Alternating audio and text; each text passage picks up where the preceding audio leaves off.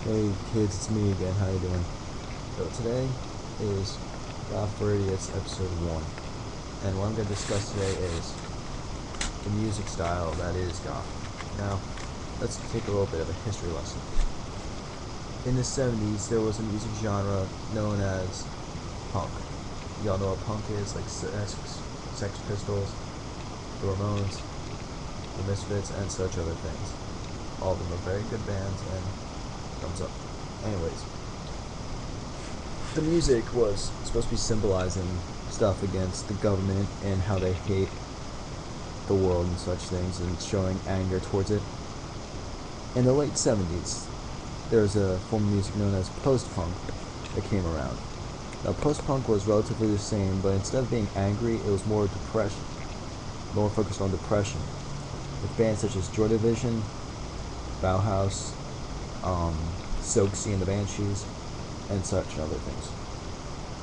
And now what came out of that was a very good genre of music called goth. Now this genre of music is very important to the gothic subculture because it's what started it.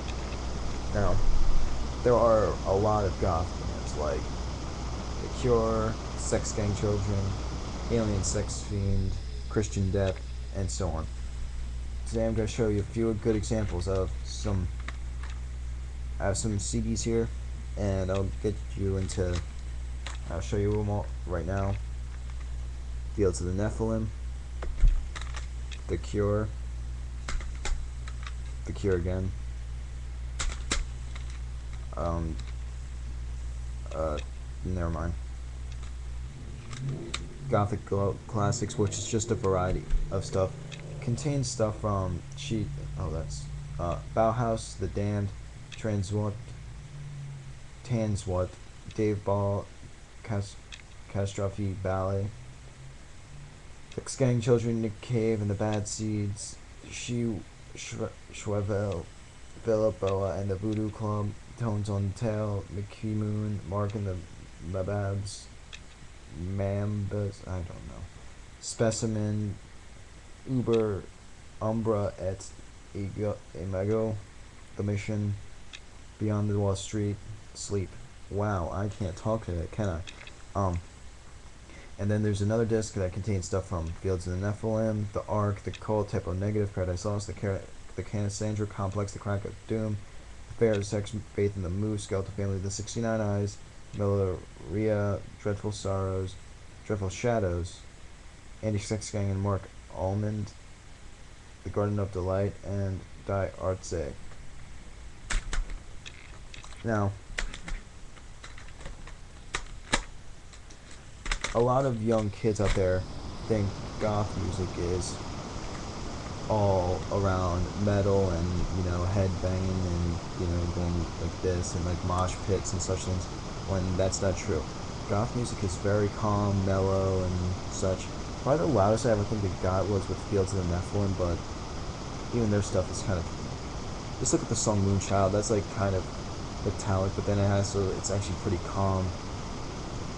And then look at The Cure. You can see they're the highest grossing goth band to date. I think a lot of people don't know that they're goth, but they're like the prime example of a goth band, and they have been within the goth scene. They've been well known within the goth scene and in the world in general as one of the most popular goth bands ever, and also one of the most popular bands in general, which a lot of people have to congratulate them for because a lot of their songs focus on depression and love. So I give them a thumbs up for that. And now let's go to some not goth music. Now, one of the prime examples of a not goth band that a lot of people confuse to be a goth band is Marilyn Manson. Now, people have to realize he's not goth, he's heavy metal, and like I said, goth is not metallic. And the closest I ever got to was Fields of the Nephilim. And I think people confuse that for being goth because of how he looks, but goth isn't a style. It's not like a look. Some of the stuff may be considered like, some of it may be kind of close to goth, but it's like really just heavy metal. Some people call them Mansonites. Another band people think is Nine Inch Nails, but that's an industrial band. No, a heavy industrial band. but they're not really. I don't know how to describe them. They're not really industrial, but when you look them up, you find them under industrial, I guess. Now another one is Evanescence, and I know they're not a goth band, but that doesn't mean you can't like them. A lot of goth kids are actually fans of Evanescence. That right there. And I have to give them props because a lot of the kids I know got into goth music because of her, and a lot of their songs do focus on depression. Where not actually being a goth band, they're like a standard alternative band, which is cool.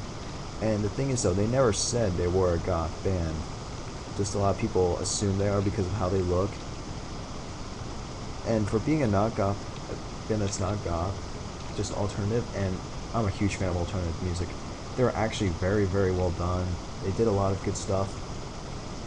Saw them live once. That's why that's a ticket there. Either way, goth or not, they're a great band, and it's surprising how many kids actually figure out goth bands like and such things because of them. So I have to give them props. And also, that's same with Marilyn Manson because of Marilyn Manson brought a lot of kids into it without even realizing it. Now let me explain what I'm saying here. I'm not saying he is responsible for goth at all, but he is kind of responsible for some kids getting into goth music. Like once they listen to him, they think he's goth, and then they look up some other goth bands, and it starts like this whole cycle of things. So you have to give them props for that. Another band is Cradle of Filth. Not gonna go into that because they're relatively the same thing, but except they're more on the lines of black metal. Anyways, that's what goth music is. I went into detail about goth bands and not goth bands, and goth bands that are pretty cool, and I was gonna go into some goth not goth bands that didn't that aren't so cool, but that's a video for next week. Anyways, God bless. See y'all later.